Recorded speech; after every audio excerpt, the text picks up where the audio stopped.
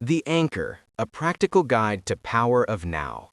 Introduction, the relentless current.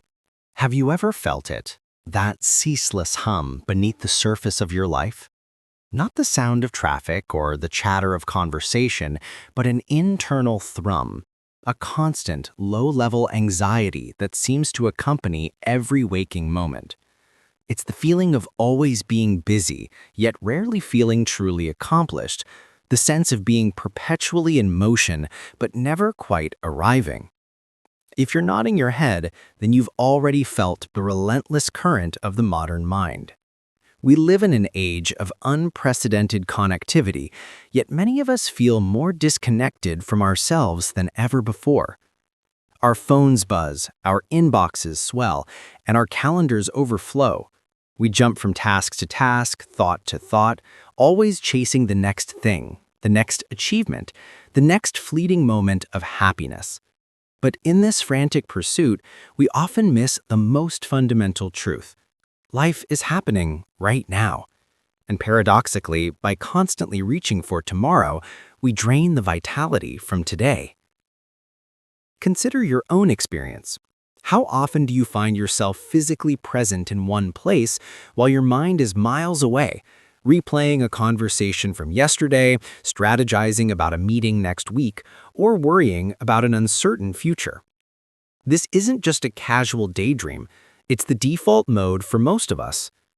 Our minds' brilliant tools for problem solving and planning have become our masters, pulling us away from the richness of the present moment into a never-ending cycle of analysis, judgment, and anticipation.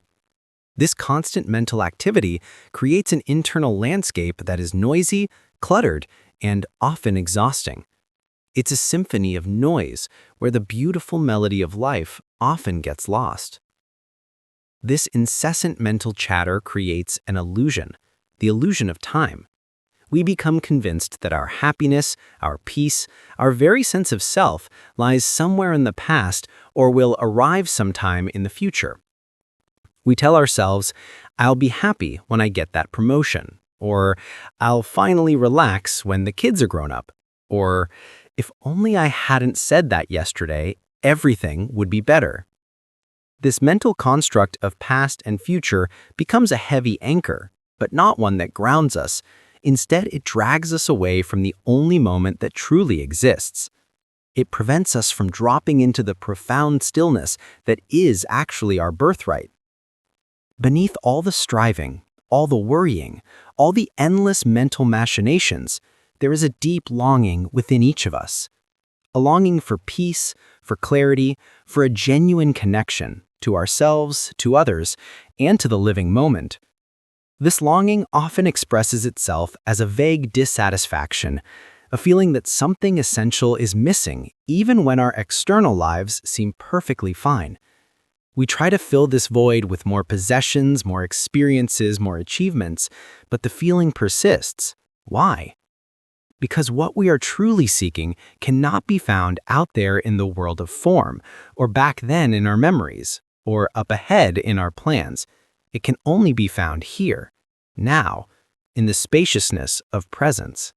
The Anchor is an invitation to pause, to breathe, and to fundamentally reorient your relationship with your own mind. It is not an academic treatise or a collection of complex theories. Instead, it is a practical, step-by-step guide designed to help you drop beneath the surface of thought and find the profound stillness that lies at your core. The anchor in this metaphor is not a heavy chain that restricts you. It is a point of groundedness, a connection to the immovable depths of your own being, which allows you to remain stable even when the external waters are turbulent. This book will not ask you to stop thinking. That's an impossible and unnecessary task. Instead, it will teach you to observe your thoughts without becoming enslaved by them. It will provide you with tools to disengage from the constant mental current and consciously choose to inhabit the present moment. You will learn how to use your senses, your breath, and even the subtle energy of your own body as immediate gateways to presence. Through guided exercises and clear explanations, you will begin to dismantle the illusion of time and reclaim your attention, which is your most precious resource. Your journey begins now. It's a journey not of going somewhere new, but of returning to what has always been here, waiting patiently for you. It's a journey home, to the profound peace and vibrant aliveness that is available in every single moment. So, take a deep breath, and let's begin to find your anchor. Chapter 1. The Inner Narrator, Unmasking the Mind's Voice. Close your eyes for a moment, if you feel comfortable. Just sit for a few seconds and listen. What do you hear? Perhaps the hum of a refrigerator, the distant sound of traffic, or even the subtle beat of your own heart. Now listen again, but this time listen for the other sound, the one that isn't external, the one that's happening inside your head.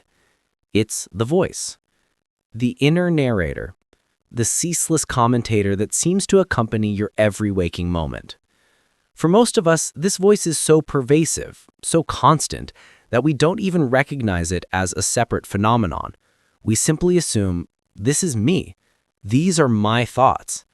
And this assumption, this unquestioning identification with the voice in our head, is the primary source of much of our suffering, our anxiety, and our feeling of never quite being enough. Imagine you have a roommate who never ever stops talking. They comment on everything you do. Why are you doing it that way? You should have started this earlier. Look at that person. Their outfit is ridiculous. They replay arguments from yesterday, strategize about tomorrow's schedule, and constantly remind you of all your perceived flaws and failures. This roommate is exhausting, isn't it? Yet, for most people, this is exactly what their inner experience is like. The only difference is we call this roommate me. This inner narrator is what many spiritual traditions refer to as the ego. It's not a tangible thing, but rather a mental construct, a collection of habitual thought patterns, beliefs, memories, and anticipations that coalesce into a perceived self. Its primary function is to interpret the world, to make sense of things, and crucially, to maintain its own existence. And how does it maintain its existence? By continuously thinking, by constantly creating a narrative. If the thinking stops, the ego starts to lose its grip. The great mistake we make is this. We believe we are this voice. We believe we are our thoughts. This identification is so deeply ingrained that challenging it can feel threatening, like questioning the very fabric of your identity. If I'm not my thoughts, you might ask, then who am I? This is the fundamental question that this book will help you answer, not intellectually, but experientially. Let's look at how this voice operates. It's an expert storyteller, and its favorite genres are drama, critique, and prediction. It lives in time. The inner narrator feeds on the dead past, dredging up memories of perceived wrongs, failures, or missed opportunities. It thrives on what-ifs and should-haves, manufacturing guilt, resentment, and regret, all experienced in the present moment. Simultaneously, it leaps into the imaginary future, concocting scenarios of potential threats, planning endlessly, or projecting fantastical outcomes. This creates anxiety, fear, and a constant sense of striving for something that is always just out of reach. It creates stories. Beyond just commenting, the inner narrator constructs an elaborate story about who you are. I'm not good enough. I'm a failure. I'm too shy. I'll only be happy when X happens. These are not inherent truths about you. They are narratives created by the mind, often based on past conditioning and fear. This fictional self then becomes the lens through which you perceive the world, filtering out anything that doesn't fit its preconceived notions. So if this voice is the source of so much unrest, how do we quiet it? The common misconception is that we must fight it, resist it, or try to think our way out of it. But trying to solve the problem of overthinking by thinking more is like trying to put out a fire with gasoline. It simply feeds the very thing you're trying to subdue. The true solution lies in a radical shift, Observation, not judgment. The first crucial step towards freedom from the inner narrator is to simply notice it. For the next day, or even just for the next hour, consciously decide that you're going to become an observer of your own mind. Treat your thoughts like passing clouds in the sky or sounds in the environment. You wouldn't try to stop the clouds from moving, would you? You wouldn't yell at a bird to stop singing. You would simply notice them. This act of noticing is profoundly powerful.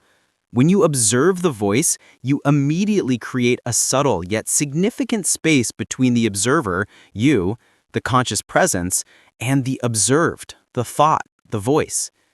In that tiny gap, you are no longer identified with the thought.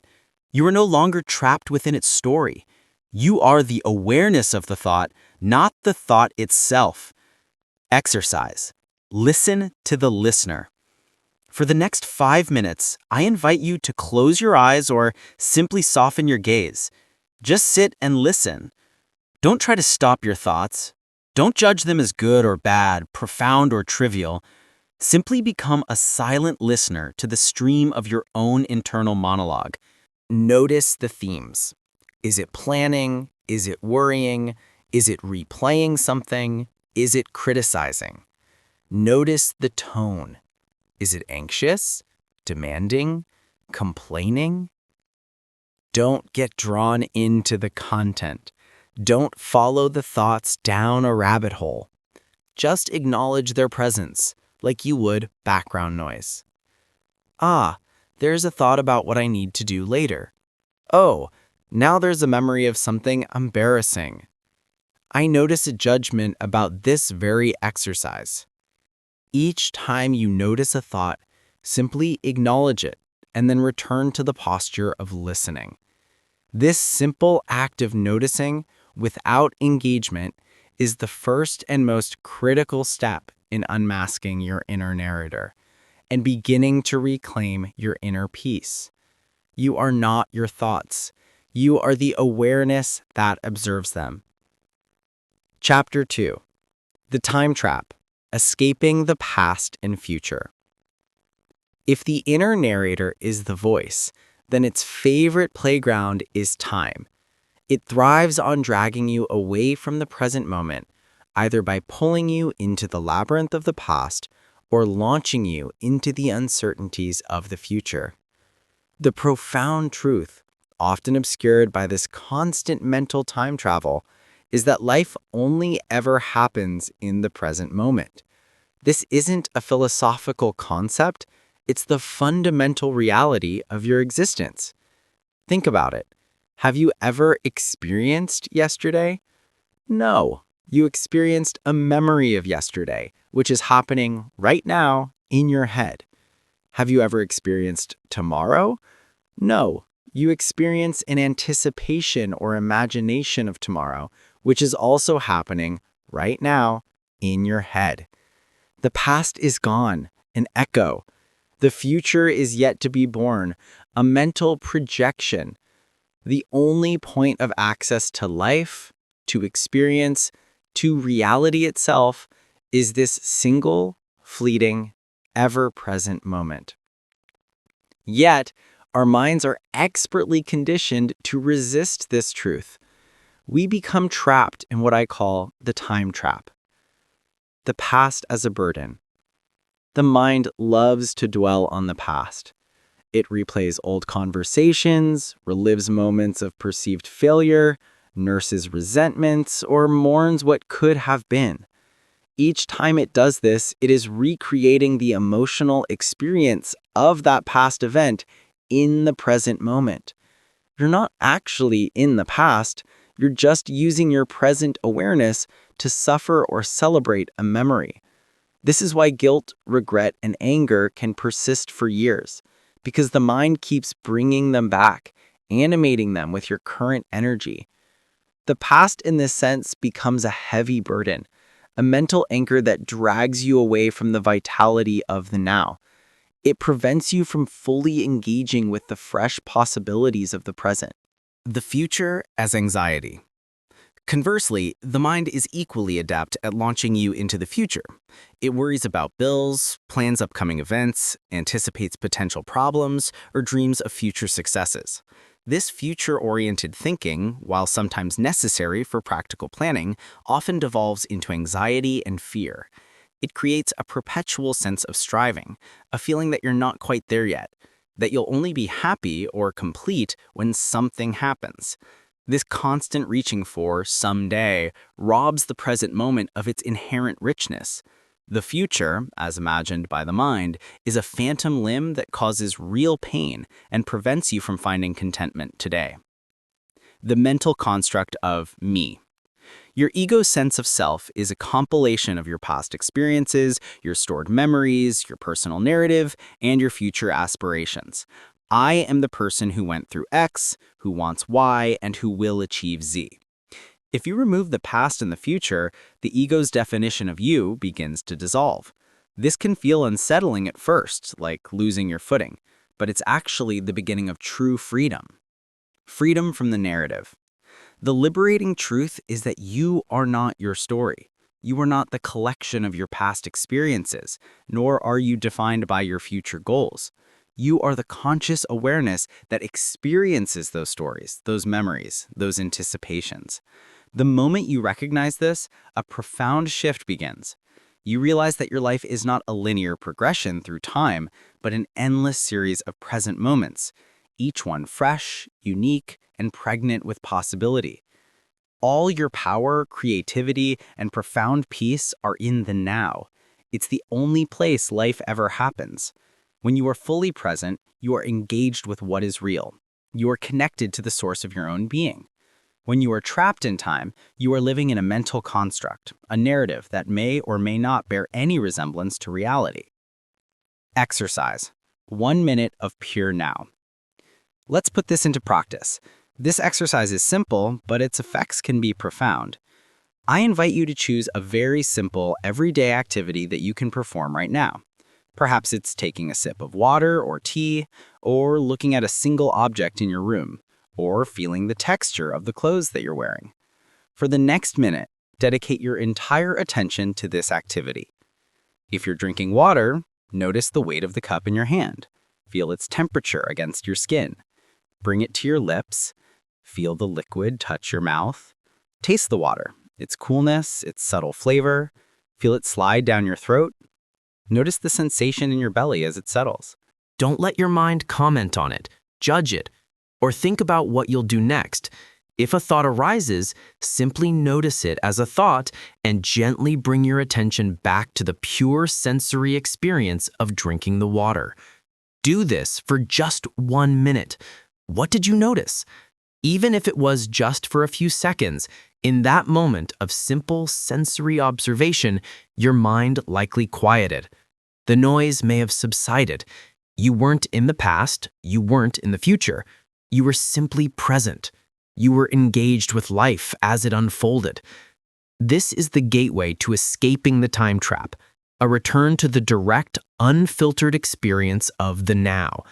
And it is always available to you.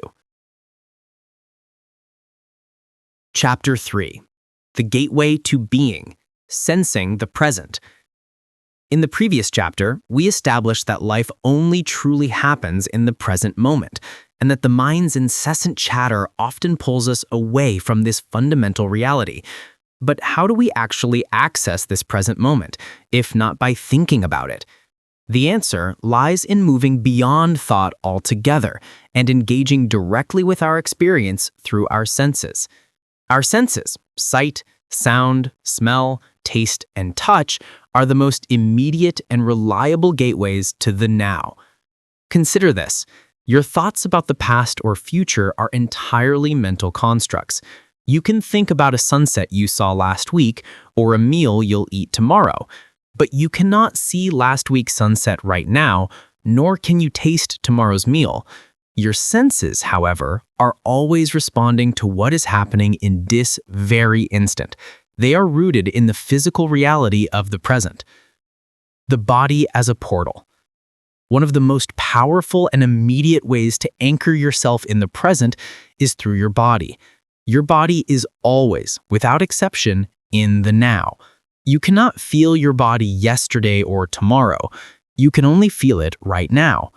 The sensation of your feet on the floor, the clothes on your skin, the weight of your own hands, these are undeniable realities of the present moment.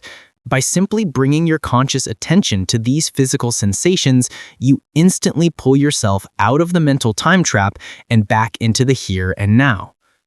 The power of the five senses. Let's explore how each sense can become a powerful anchor to the present. Sight. Look around you. Instead of just seeing things, truly observe them. Notice the colors, the textures, the play of light and shadow. Don't label or judge what you see, just take it in. For example, look at a tree. Don't think, that's an oak tree. I wonder how old it is. Instead, notice the intricate pattern of its bark, the subtle variations in the green of its leaves, the way the sunlight filters through its branches. When you engage your sight fully, without mental commentary, you are purely present. Listen. Don't just hear, but listen. Distinguish between the different layers of sound, the distant rumble of traffic, the chirping of birds, the hum of your computer, the subtle sounds of your own breathing. Allow sounds to simply be, without attaching stories or judgments to them. Can you hear the silence that underlies all sound? When you listen deeply, the mind's incessant chatter often subsides, replaced by the immediate reality of auditory experience. Smell. Take a moment to consciously smell. The aroma of your coffee, the scent of fresh air, the subtle smell of your environment. Often we ignore this sense unless it's something strong or unpleasant. But by consciously engaging your sense of smell, even for a moment, you ground yourself directly in the now. Taste. When you eat or drink, make it an act of presence. Don't just wolf down your food while thinking about your day. Savor each bite. Notice the texture, the individual flavors, how they combine, how the sensation changes as you chew and swallow. When you eat mindfully, every meal becomes an opportunity for deep presence and enjoyment. Touch. This is perhaps the most direct gateway to the body and the present. Feel the chair beneath you, the fabric of your clothes against your skin, the temperature of the air, the sensations in your hands and feet. Consciously touch objects and notice their texture, temperature, and weight.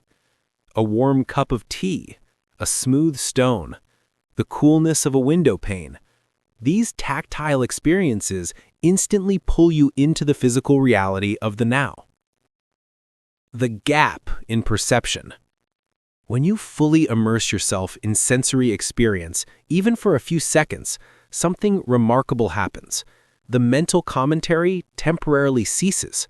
There's a gap in the stream of thought. These gaps are brief moments of pure presence, where you are simply being, without the filter of your mind. These are the precious glimpses of being that this book aims to help you cultivate and expand. Conscious perception. This isn't about setting aside special time for sensory meditation, though that can be beneficial. It's about bringing conscious perception into your ordinary activities. Washing dishes, feel the warmth of the water, the slipperiness of the soap, the texture of the sponge, the smooth surface of the plate.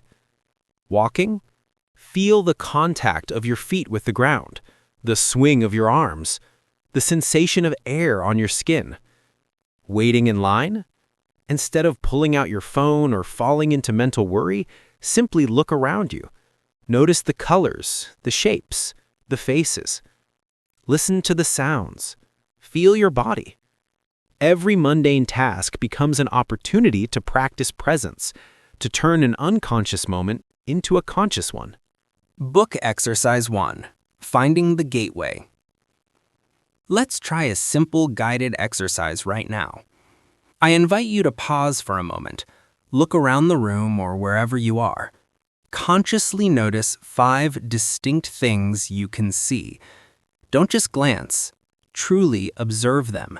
The texture, the color, the light. Pause briefly. Now, consciously listen for 3 distinct sounds. It could be distant or very close. Just notice them without identifying them. Pause briefly. Finally, consciously feel one thing. It could be the sensation of the chair beneath you, the air on your skin, or the gentle movement of your breath. Just feel it. Pause briefly. Short silence. In those moments of simple sensory observation, your mind likely quieted. You weren't thinking about seeing, hearing, or feeling. You were simply doing it. You were experiencing the present moment directly. This direct, unfiltered experience, accessed through your senses, is your most immediate and powerful gateway to being. It's always open, always available. Chapter 4. The Silent Witness, Cultivating the Observer. In the previous chapters, we've begun to understand the incessant nature of the inner narrator and how our senses can ground us in the present moment. Now, we delve into one of the most transformative practices, cultivating the silent witness, or the observer. This is the conscious presence within you that can observe your thoughts and emotions without becoming entangled in them. Imagine you're at a busy train station. Trains, your thoughts, are constantly coming and going, filled with passengers, emotions, judgments, memories. Most of us jump onto every train that comes along, getting swept away on its journey, often to places we don't want to go. The silent witness, however, is like the person standing calmly on the platform, simply watching the trains arrive and depart, acknowledging their presence but choosing not to board. Who is the observer? This is a profound question. If you can observe your thoughts, emotions, and sensations, then who is the you doing the observing?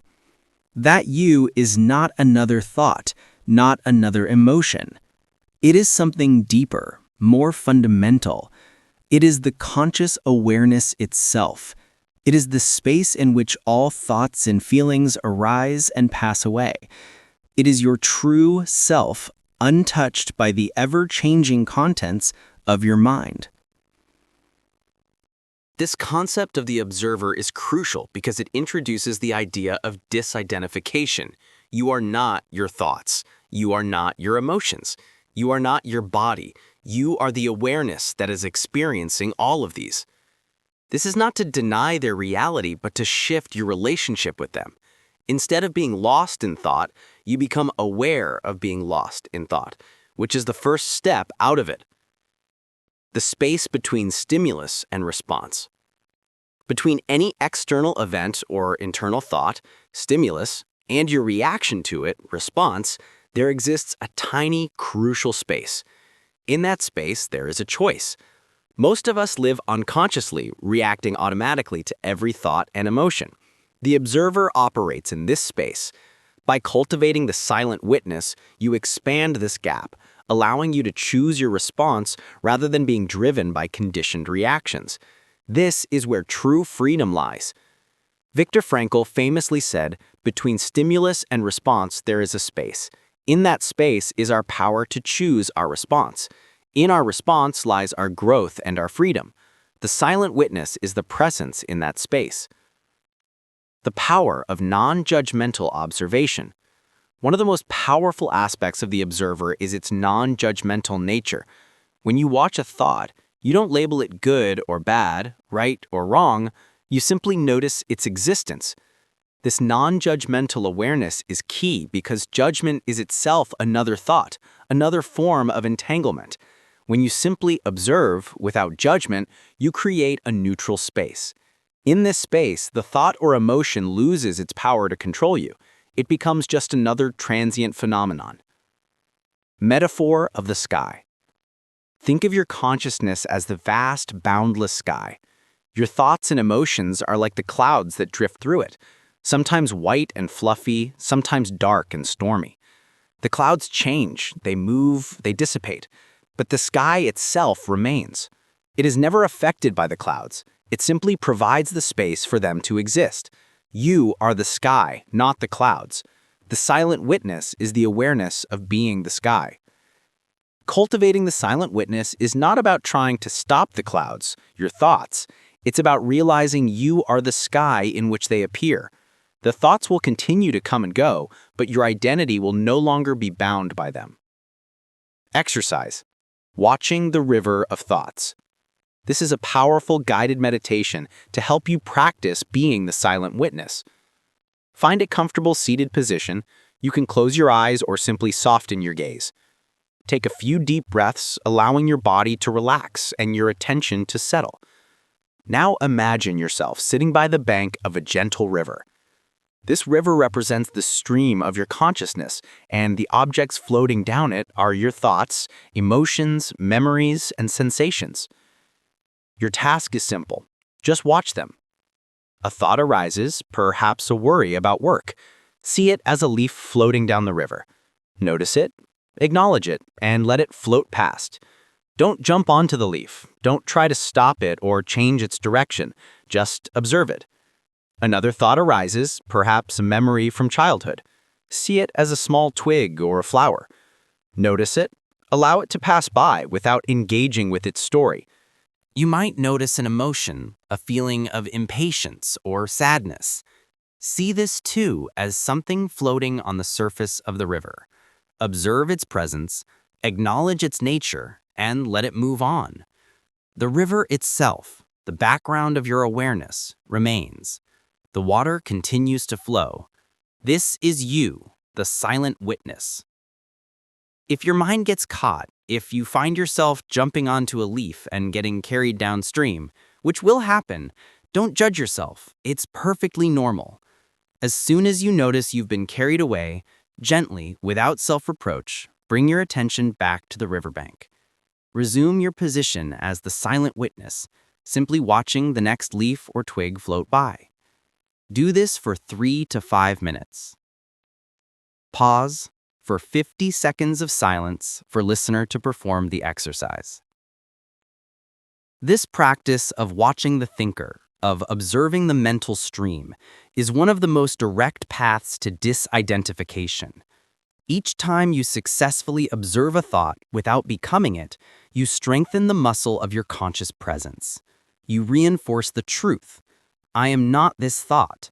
I am the one who is aware of this thought. This is the beginning of true inner freedom. Chapter 5. Anchoring in the Breath, Your Ever-Present Guide. We've explored the nature of the mind and how to use our senses and the silent witness to access the present. Now we turn to one of the most accessible and profound anchors available to us at all times, the breath. Your breath is a miracle, a constant, rhythmic process that sustains life, always occurring in the only moment that exists, now. Think about it. You cannot breathe yesterday's breath. You cannot breathe tomorrow's breath. Each inhalation and exhalation is a fresh, new event, happening in this very instant. This makes the breath a perfect and ever-present guide back to the present moment, a continuous anchor in the often turbulent sea of thought. The breath as a universal anchor. Unlike external objects or specific sounds, your breath is always with you. It doesn't require any special equipment or a quiet environment. Whether you're in a bustling city, a quiet room, or deep in conversation, your breath is there, a steady rhythm connecting you to life itself. It's a universal point of presence, immediately available whenever you choose to turn your attention to it. The rhythmic flow. There's a natural wisdom in the breath. It flows in, it flows out. There's an expansion and then a contraction. There's a subtle pause, and then the cycle begins anew.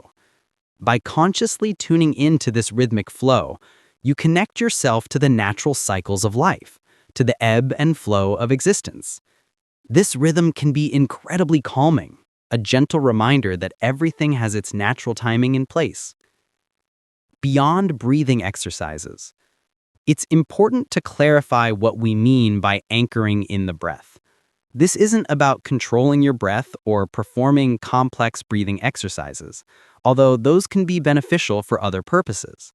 Here, the focus is simply on feeling the natural sensations of your breath as it moves through your body, without trying to change it. Don't try to make your breath deeper or slower. Don't try to breathe correctly. Simply observe it as it is, naturally. Feel the sensation of the air entering your nostrils, the slight coolness on the inhale, the warmth on the exhale. Feel the subtle rise and fall of your chest or abdomen. Notice the gentle expansion and contraction of your body with each breath. It's purely about awareness, about bringing your full attention to the tactile experience of breathing. The breath as a return point. When your mind inevitably wanders, and it will, your breath becomes your constant, gentle return point. It's like a faithful dog that waits patiently for you to come back from your mental excursions. As soon as you notice your mind has drifted into planning, worrying, or daydreaming, simply acknowledge it without judgment, and then gently bring your attention back to the sensations of your breath. This repeated act of returning, of re-anchoring, strengthens your capacity for presence. The breath and emotion. The breath can also be a powerful ally in navigating strong emotions. When you feel overwhelmed by anxiety, anger, or sadness, the tendency is often to tense up and hold your breath, or to breathe shallowly. By consciously bringing your attention to your breath during these moments and simply allowing it to flow naturally, you create a space for the emotion to be felt without becoming completely consumed by it. You are not trying to get rid of the emotion, but rather to meet it with conscious presence, using the breath as your steady ground. Exercise, the gentle breath anchor. Let's practice this. Find a comfortable seated or lying position. Gently close your eyes or soften your gaze downwards. Take a moment to simply allow your body to settle. Now, bring your attention to your breath. Don't try to change it in any way. Just notice it. Feel the sensation of the air as it enters your body. Where do you feel it most prominently? Perhaps in your nostrils, or at the back of your throat, or in your chest, or in your belly. Just feel the inhale, and just feel the exhale. Notice the subtle pause, if there is one, between the inhale and the exhale, and then the next inhale. Allow your awareness to rest gently on the sensations of your breath. If your mind starts to wander, as it will, simply acknowledge the thought, a thought, and then very gently guide your attention back to the physical sensations of your breath. There's no need to force it, just a gentle, persistent return. Stay with this simple practice for the next 5 minutes. Let the breath be your anchor, your steady companion, always bringing you back to the quiet presence of the now. As you go through your day, remember that your breath is always there, always ready to serve as your anchor. A quick check-in with your breath for even a few seconds can bring you back from mental distraction to conscious presence. It's a simple yet profound tool that empowers you to inhabit the only moment that truly counts, this one. Chapter 6. The Inner Body. Feeling your aliveness. In our journey to discover stillness, we've learned to observe the mind, escape the time trap, and use our senses and breath as anchors to the present. Now we're going to delve even deeper into the most intimate and accessible portal to presence, your own body. But we're not just talking about the physical form that you see in the mirror. We're going to explore what is often referred to as the inner body, the subtle energy field that animates your physical structure, a vibrant field of aliveness that is constantly present. Think of your physical body as the visible manifestation of a deeper energy. Just as a light bulb is the visible manifestation of electrical current, your physical form is imbued with a subtle, pulsating field of energy. This is not a mystical concept, but a direct felt experience. When you cut your finger, you don't just feel the physical pain, you also feel the intense surge of energy that rushes to that spot as your body begins to heal. That aliveness is what we're talking about. This inner body is always in the now. It cannot exist in the past or the future. Your physical body might carry memories, like old aches or scars, and it might anticipate future events, like adrenaline before a challenge. But the feeling of being alive within your body is always a present moment phenomenon. This makes it an incredibly powerful and immediate gateway to the deepest levels of presence, allowing you to bypass the incessant chatter of the mind entirely. Direct access to being. When you connect with your inner body, you're not thinking about being present, you are directly being present. The moment your attention shifts from the external world and from your internal monologue to the subtle sensations within your body, you immediately ground yourself in a deeper dimension of your being. This is a profound and often overlooked source of peace and vitality. For many, their body is primarily experienced through thought. My knee hurts, I need to go to the gym, I'm tired. But to truly connect with the inner body is to move beyond these conceptual thoughts and into direct felt experience. It's about feeling the aliveness within, rather than just identifying with the external form or the mind's commentary on it. Localized awareness? Let's begin with a simple way to experience this. Bring your attention to your hands. Don't look at them or think about them. Just bring your inner awareness into them. Can you feel a subtle tingling, warmth, coolness, or a sense of density or lightness? For some, it might be a faint buzzing, for others, simply a sense of aliveness. It might be very subtle at first, almost imperceptible, but with conscious attention, it often becomes clearer. This is the energy field of your hands. Now try the same with your feet. Bring your full attention into your feet, from the soles to the toes. What do you feel there? Again, don't judge or analyze, just feel. You are not thinking about your feet, you are feeling them from the inside. This practice can be extended to any part of your body, your arms, legs, torso, even your face. Each time you bring your conscious attention to a specific area and feel the energy within it, you are disengaging from the mind and grounding yourself in the present. The unified energy field. As you become more adept at feeling localized areas of your inner body, you can then expand your awareness. Can you feel the aliveness in your hands and your feet at the same time? Can you then expand that awareness to include your arms and legs? Eventually, you can try to feel your entire body as a single, vibrant field of subtle energy. It's a bit like tuning into a radio frequency. You're tuning into the living essence of your own being. When you manage to feel your entire inner body as a unified field, the mental chatter tends to subside significantly. It's difficult for the mind to maintain its frantic pace when your attention is deeply rooted in the physical reality of the now. You become deeply present, deeply grounded, and often a profound sense of peace washes over you. This feeling of being fully in your body is not just relaxing, it's rejuvenating. Healing potential. Connecting with the inner body has been recognized across many traditions for its healing potential. When you bring conscious presence to an area of discomfort or pain in your body, you're not just acknowledging the symptom, you're shining the light of your awareness on it. This conscious attention can often facilitate a deeper release and even accelerate natural healing processes. It reduces mental resistance to physical sensations, allowing them to be processed and integrated rather than creating further internal tension. This isn't to say that feeling your inner body will cure all ailments, but it can significantly reduce the mental and emotional suffering that often accompanies physical pain, and it can support your body's innate capacity for self-regulation and repair. Exercise. Body scan for inner energy. Let's dedicate some time to truly feel your inner body. Find a comfortable position, either sitting or lying down, where you can be undisturbed for about 7 to 8 minutes. Gently close your eyes or soften your gaze.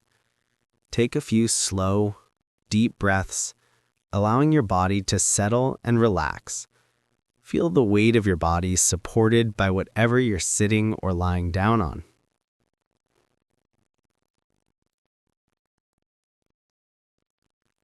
Now bring your full, gentle attention into your right hand. Don't think about your right hand. Feel it from the inside. Can you detect any subtle sensations?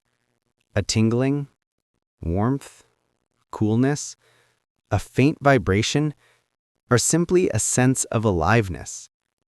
Don't strain. Just invite the sensation. Now, slowly move your attention to your left hand. Feel the aliveness in your left hand. Bring your attention to your right foot. Feel the entire foot, from the sole to the toes. Now, your left foot. Feel the aliveness in your left foot. Gently expand your awareness to include both of your legs. Feel the sensations throughout both legs. Now bring your attention to your arms. Feel the aliveness in both arms, from your fingertips to your shoulders.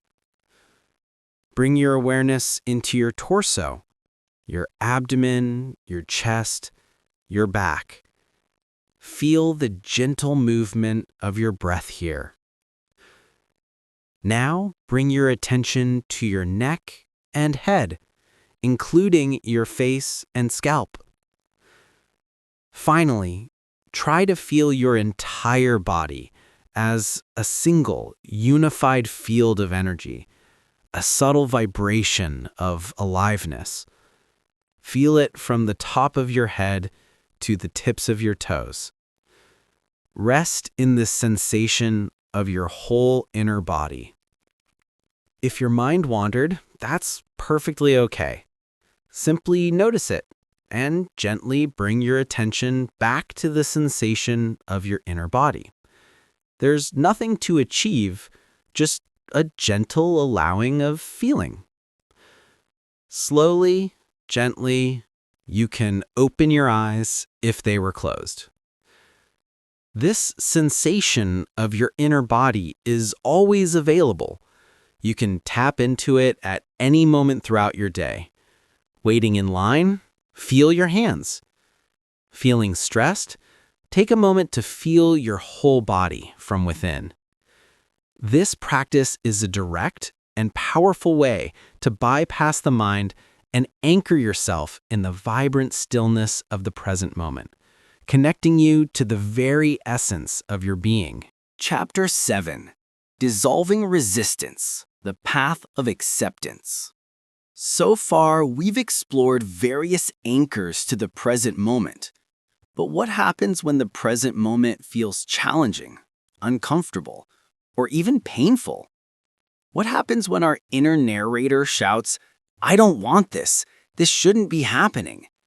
This is where the crucial practice of dissolving resistance comes in, a path that leads not to passive resignation, but to profound inner freedom and peace. Resistance as suffering.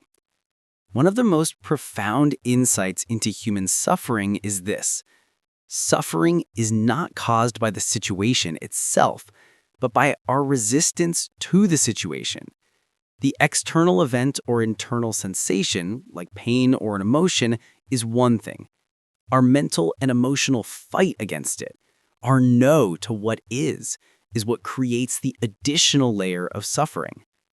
Imagine it this way. You're caught in a rip current in the ocean. The current itself is powerful.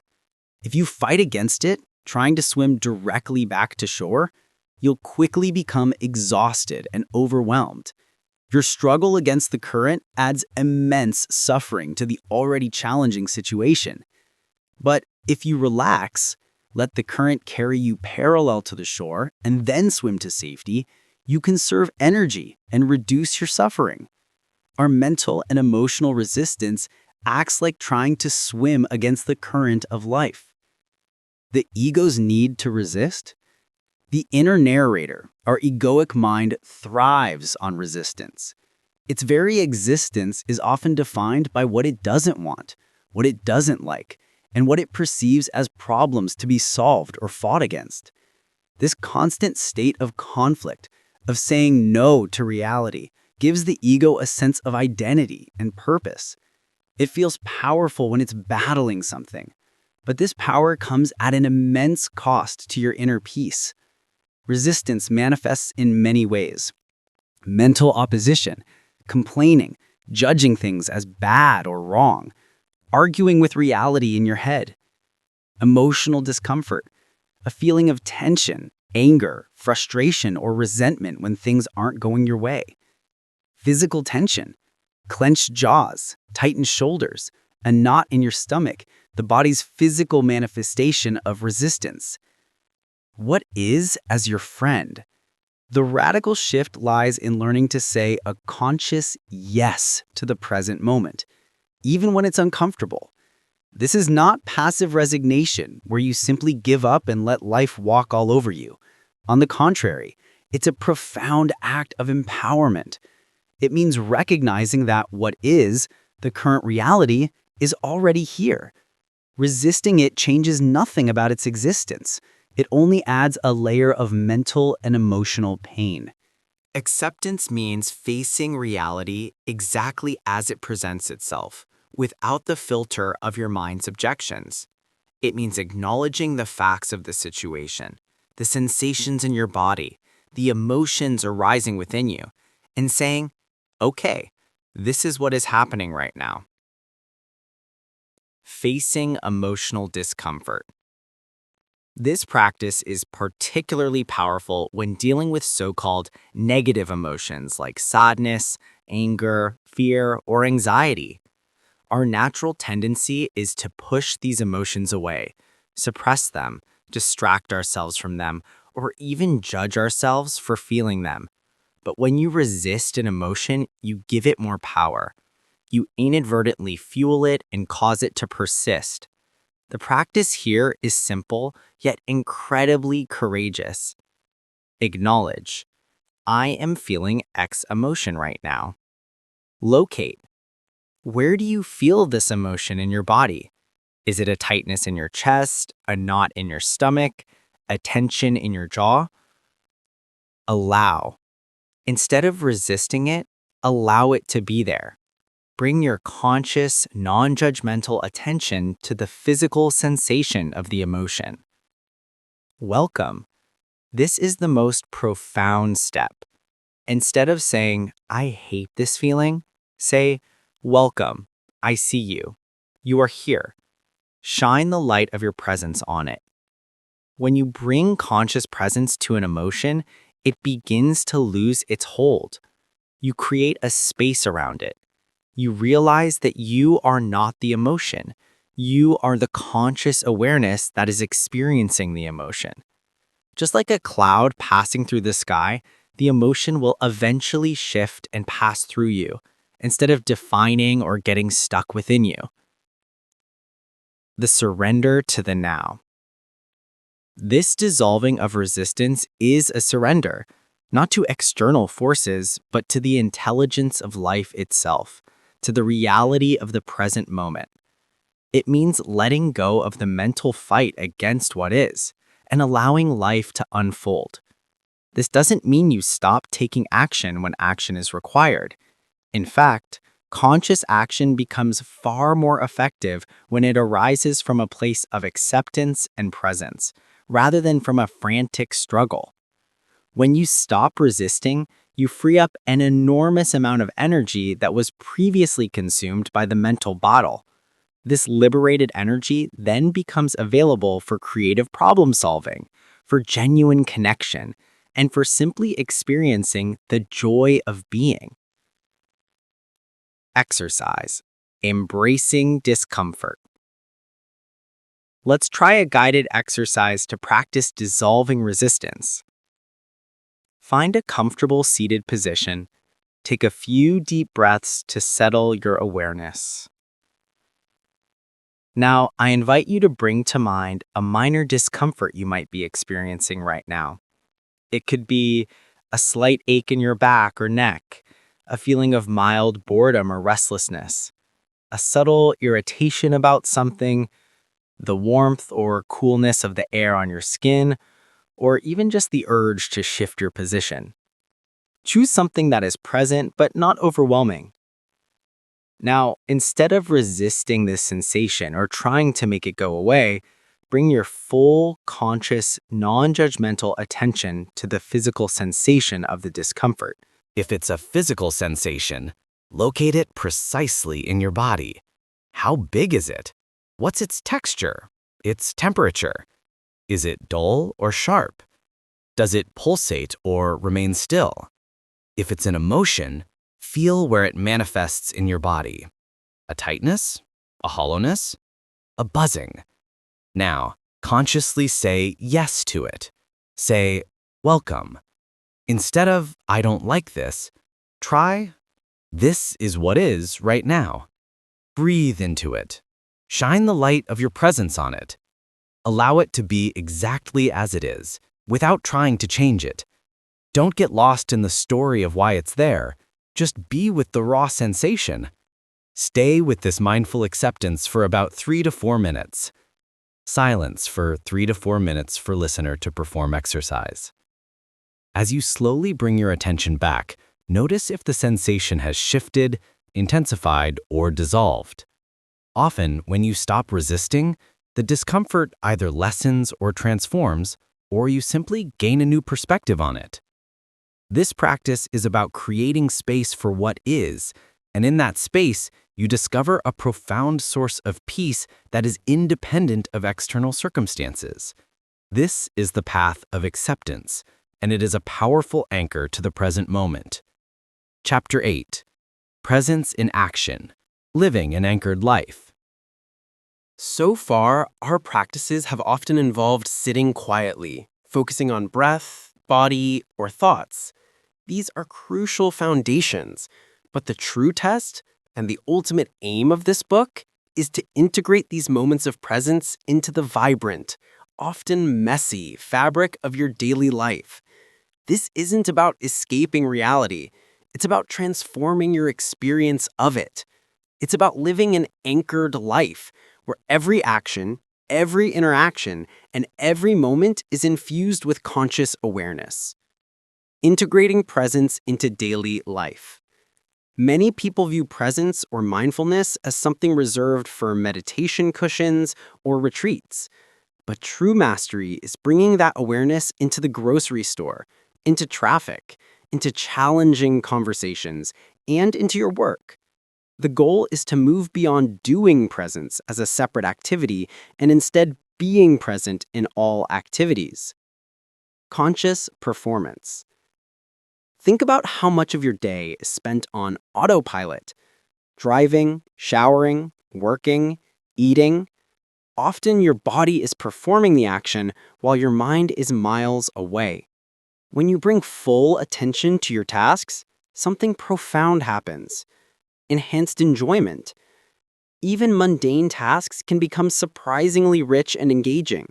Washing dishes with full awareness of the water, soap, and ceramic can be a meditative experience.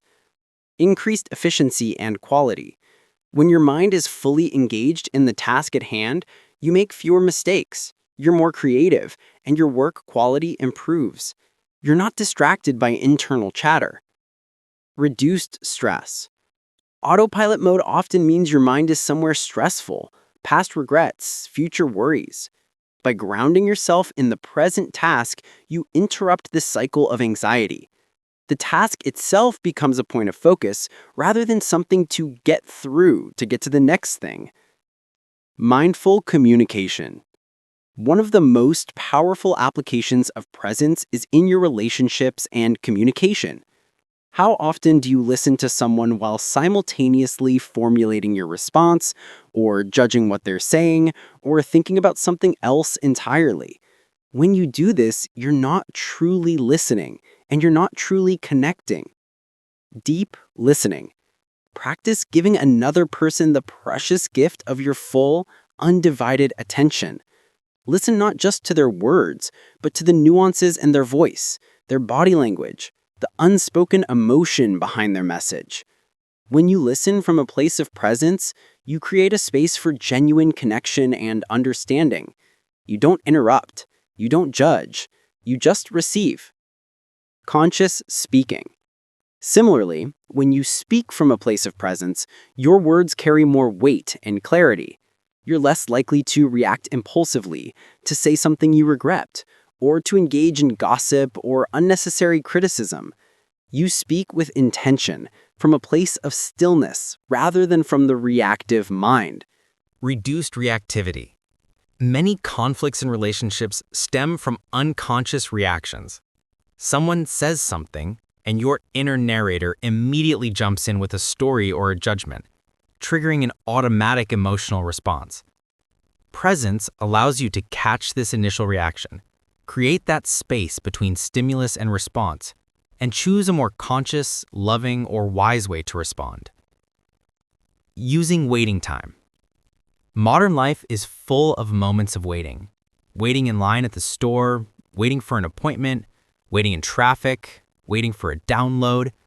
For most people, these are moments of frustration, impatience, and mental agitation. But for the anchored individual, these are golden opportunities for practice. Instead of pulling out your phone to distract yourself or falling into a spiral of impatience, use these moments to feel your breath. Notice a few inhales and exhales. Feel your inner body. Bring awareness to your hands, feet, or your whole body.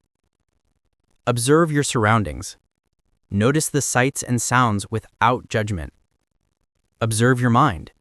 Watch the thoughts of impatience or boredom arise and pass without engaging them. These small, consistent practices turn wasted time into moments of conscious presence, transforming your experience of an otherwise frustrating situation. The power of no. Living an anchored life also means learning to say no from a place of presence, not reaction. Often we overcommit, people please, or take on tasks that drain us because we're reacting to external pressures or internal guilt. When you're present, you can connect with your inner knowing and discern what truly serves you and what doesn't. A no spoken from a place of calm clarity is far more powerful and respectful than a resentful yes. Exercise. The mindful task. Let's choose a simple, routine task that you can perform in the next hour or so. This could be washing your hands, brushing your teeth, walking from one room to another, making a cup of tea or coffee, opening a door. Choose one task and commit to performing it with complete and total awareness. Bring your full attention to every single detail.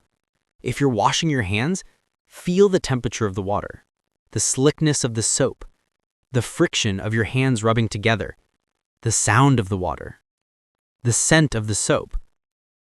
If you're walking, feel your feet making contact with the ground, the swing of your arms, the movement of your legs, the feeling of the air.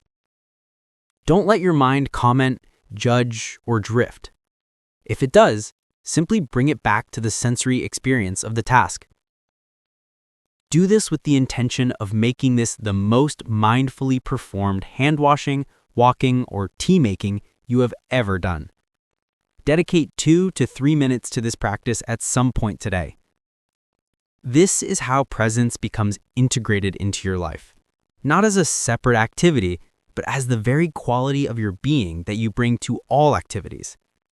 By consciously infusing your daily actions with awareness, you transform your life from a series of unconscious routines into a rich tapestry of lived moments, each one an opportunity to be deeply anchored in the now. Chapter 9. Beyond the Personal, Connecting to Universal Consciousness. As you consistently practice the teachings in The Anchor, a remarkable shift begins to occur. The constant identification with the inner narrator, The ego's definition of me as a collection of thoughts, memories, and roles starts to dissolve. You realize that you are not merely a personal history or a set of future aspirations. Something much vaster, much deeper begins to emerge. This is the realm of universal consciousness, of your deeper self, a timeless dimension of your being that connects you to all of life. The deeper self. When the noise of the personal mind subsides, even for moments, you touch a profound stillness within. This stillness isn't an absence, it's a presence, a boundless awareness that underlies all form. This is your deeper self, the essence of who you are, untainted by your personal story or the conditions of your life. It is the being that Eckhart Tolle so powerfully points to. This deeper self is not limited by your individual history, your gender, your nationality, or your accomplishments. It is the fundamental consciousness that is shared by all sentient beings. This realization can be incredibly liberating. It means that your inherent worth, your true nature, and your source of peace are not dependent on anything external. They cannot be given or taken away. They are simply who you are when you drop beneath the surface of the personal mind. The interconnectedness of all life. When you are deeply present, you are no longer operating from the illusion of separation that the ego often creates. You begin to perceive the underlying unity that binds everything together. Look at a tree from a place of deep presence. Feel the aliveness within your own body, and then extend that sense of aliveness to the tree. You might feel a subtle resonance, an understanding that the same life force that animates you also animates the tree, the bird, the river, and every living thing. This isn't just an intellectual concept. It's a felt experience of being part of something infinitely larger and more profound than your individual self. This connection fosters a deep reverence for life and a sense of belonging. The joy of being. The ego often believes that joy and happiness are found in external achievements, possessions, or favorable circumstances. But when you connect with your deeper self and inhabit the present moment, you discover a joy that is completely independent of conditions. This is not the fleeting excitement of pleasure, but a profound, uncaused joy, the joy of being. It's the joy that simply is when you are fully present. It can be felt in the simplest moments, the warmth of the sun on your skin, the laughter of a child, the quiet beauty of a sunset. This joy isn't something you have to pursue. It's something that arises spontaneously when you cease resisting the present moment and drop into the spaciousness of presence. It's a lightness, a sense of aliveness, a deep wellspring of peace that is always available. When you find fullness in the now, the compulsive seeking of the ego naturally diminishes because what it was seeking was already here. The end of seeking. For much of our lives, we are conditioned to be seekers. We seek happiness, fulfillment, meaning, love, success. The ego defines itself by what it still needs to acquire or achieve. But when you consistently anchor yourself in the present moment and connect with your deeper self, you begin to realize that what you have been seeking has always been present within you, disguised by the noise of the mind. The end of seeking is not about giving up on life. It's about realizing that you are already complete, already whole, already connected to the source of all peace and joy. From this place of wholeness, action becomes creative and inspired, rather than frantic and driven by lack. Compassion and empathy. As your identification with the personal ego weakens, your capacity for compassion and empathy naturally expands. When you recognize the deeper self within yourself, you also begin to recognize it in others. You see beyond their personal stories, their egoic defenses, and their conditioned behaviors to the essential being that is common to all. This understanding fosters a profound sense of connection and reduces judgment. You realize that everyone, at their core, is seeking peace and freedom, and often their challenging behaviors are simply manifestations of their own inner noise and suffering. From this place, compassion flows effortlessly. Exercise. Shared silence. Let's try an exercise that extends your inner stillness outward. Find a comfortable seated position. Gently close your eyes or soften your gaze. Take a few deep breaths, anchoring yourself in the sensations of your inner body. Feel the aliveness within you. Now, gently expand your awareness beyond your individual form. Imagine or sense the space around you. If you are alone, extend your conscious presence to the room you are in. Can you sense the quiet presence of the objects around you? The walls, the floor, the furniture? If there are other people nearby, or even pets, extend your conscious presence to them. You don't need to look at them or think about them. Simply allow your sense of inner stillness, your awareness of being, to extend outwards. Without words, without thought, simply rest in the shared silence, the shared aliveness that connects you to your immediate environment and to any beings within it. Feel the subtle energy that underlies all forms. There is no separation in this shared space of presence. Rest in this expanded awareness for 3 to 4 minutes. As you slowly open your eyes, try to maintain that subtle sense of connection, that expansive awareness. This practice helps to dissolve the illusion of separation and deepens your experience of the universal consciousness that is the ground of all being.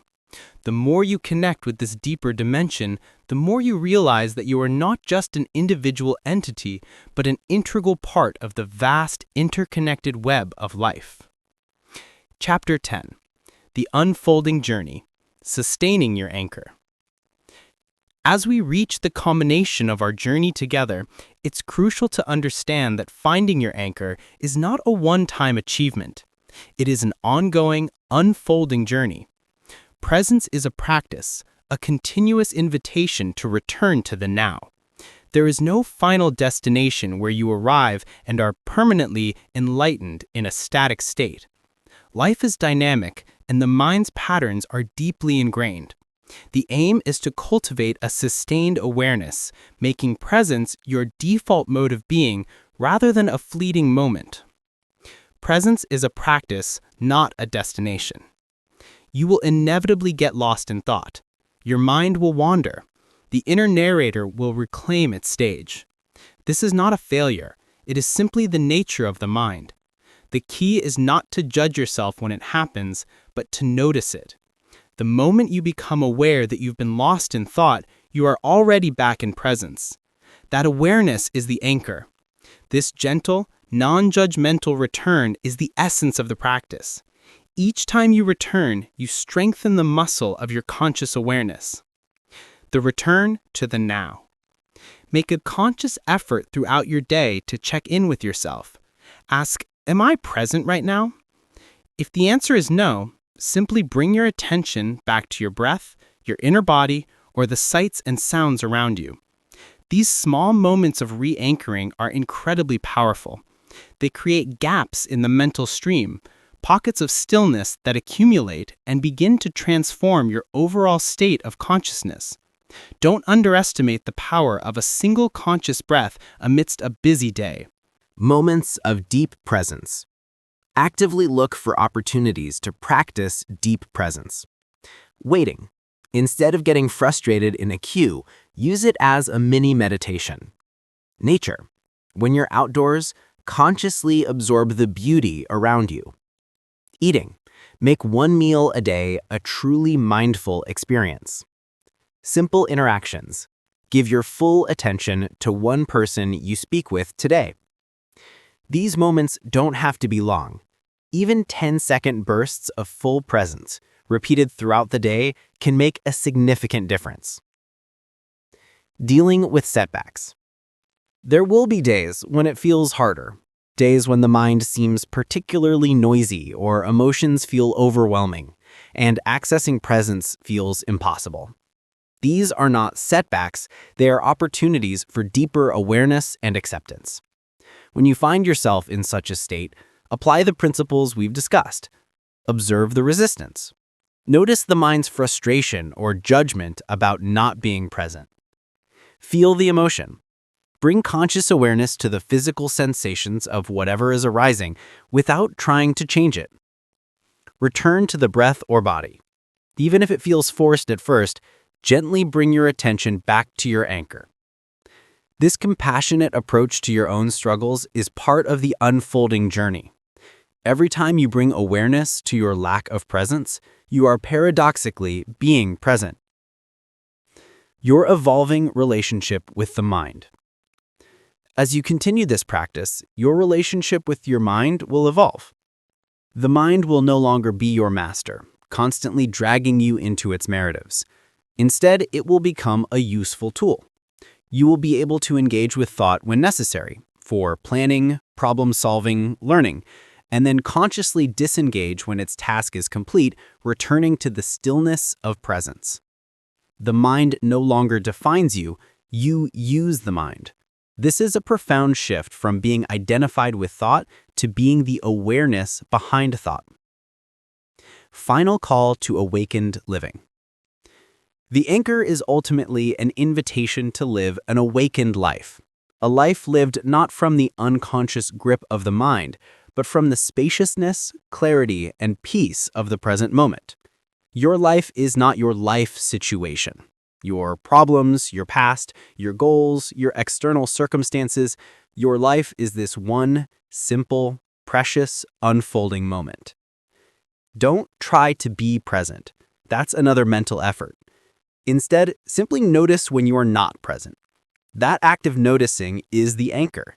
That moment of awareness is the doorway back to yourself. This is the continuous, gentle invitation. The true gift of this journey is the discovery that peace, joy, and profound contentment are not goals to be achieved in the future. They are your fundamental state of being, available here, now. They are always waiting for you, just beneath the surface of the mind's activity. As you step forward, remember your anchor. Let it guide you. Let it ground you. Welcome home to the present moment. Welcome home to yourself.